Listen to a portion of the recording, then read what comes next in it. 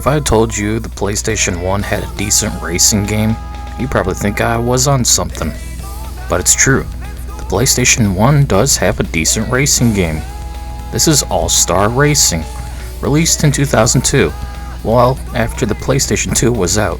This game packs 4 game modes, 12 cars, and 9 or so tracks into one.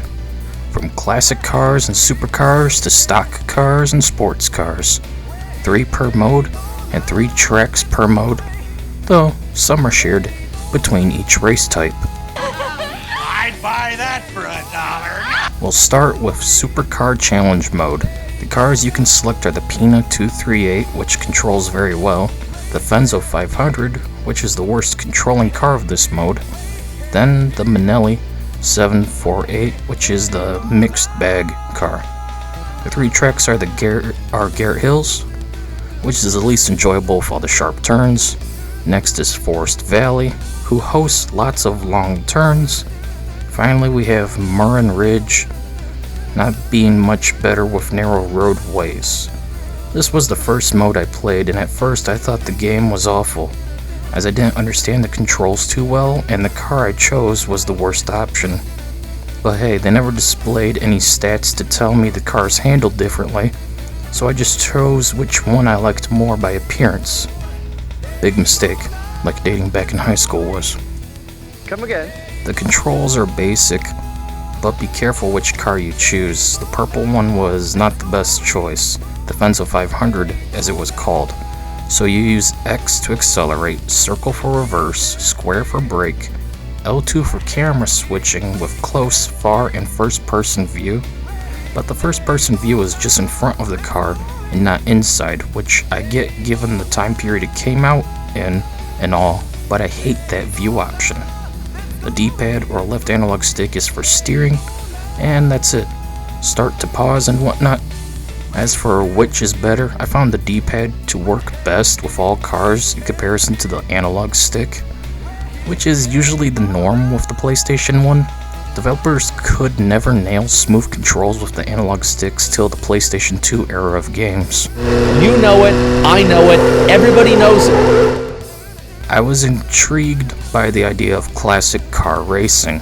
You have the Stalwart, which controls the best, the Belling V2, which is the worst, which of course it is. It's the clown car in American Circus, for crying out loud. With the last option being the SK MK2. Didn't use that one as I didn't enjoy this mode, yet that name sounds more like a firearm than a car model. I mean, SK MK2, really, that's a gun, not a car. The mode turned out to be meh, as the tracks were the same as Supercar mode, and the cars themselves were not that very interesting to me. I mean, unless you like those British looking boomer cars, then sure, this mode is for you, but the handling and selection of vehicles didn't interest me, nor make for an enjoyable experience. So yes, we're going back to complaining about how the game ain't great. Ah boy, here we go. Now we're getting into more American style racing, at least what's more popular here versus Europe and Japan and the like.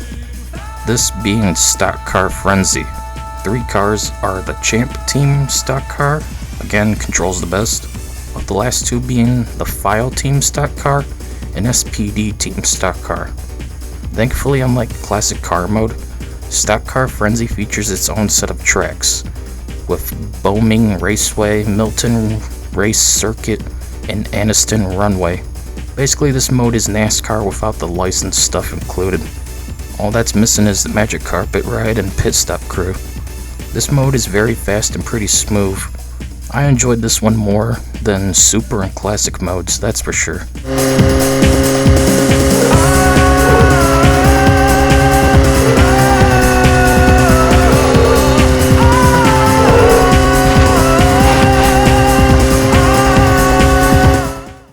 The last mode is Sport Car Racing, all the fancy stuff like Porsche, Mustang, and Ferrari. We have the GT2R, CRX2, and GSX for cars. The tracks are Iona Speedway, Boulder Raceway, and Hampton Race Circuit. This mode is very fast, very challenging, and tons of fun. I was sharp turning like crazy and trying to keep my car from hitting the walls. It was a mix of smooth and tankish with the GSX car. I can only imagine things would be better on the speedway instead of the raceway track. Overall a fun mode, though I do prefer the stock car one, only because it reminded me of the old NASCAR games for PlayStation and Daytona USA.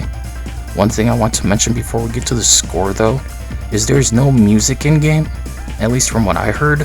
It was weird and the car audio is not pleasant to listen to. Make sure you turn the game down and turn on some Daytona USA for a more enjoyable experience. Your ears will thank you.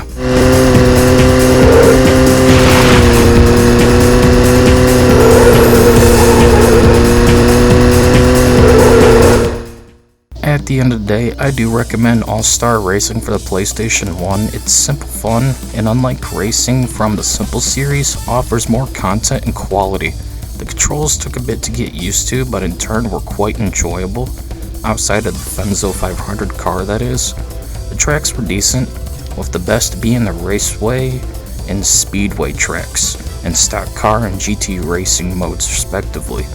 If you find yourself a copy, give it a shot. Anyways, that's it for this video. See you all later. Hey!